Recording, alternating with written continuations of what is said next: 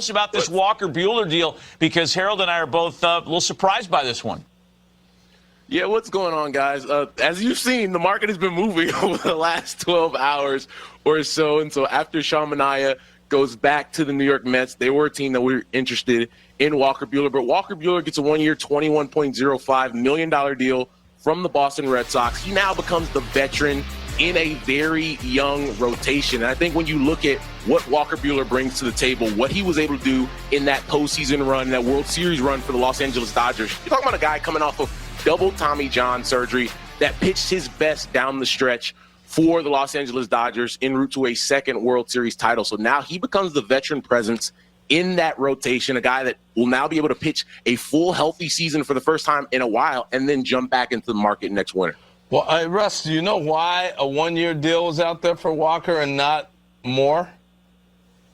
I think there were a lot of teams in discussion on Walker for multi-year deals, and I think when you look at the situation for him going to Boston, a place where he can win, they're expected to be in contention in that AL East. As a guy that likes to compete, I think that he looks at it as a really good situation and fit for him. And I think with Alex Cora, he loves those grindy type guys that aren't afraid to put it out all on the line, and that's something we've seen from Walker Buehler from the time when he was a young fireballer to now what you saw when he saved, that last game of the World Series for the Dodgers. And I think when you look at, what Walker is going to be able to do there, you're talking about a guy who, if you look at the history of Major League Baseball, has the fourth lowest ERA in World Series history. So this is a guy that isn't afraid of the big moments, isn't afraid to pitch in a big market.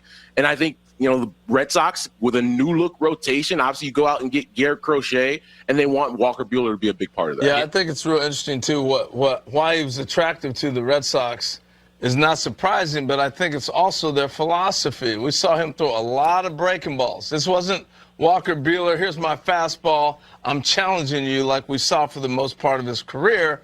He was a breaking ball pitcher, particularly even in the postseason of the World Series. And if you look at what the Red Sox did with their staff, they threw a ton of breaking pitches. That's right, and if Lucas Giolito comes back healthy, like you got a veteran kind of ready-made group there. So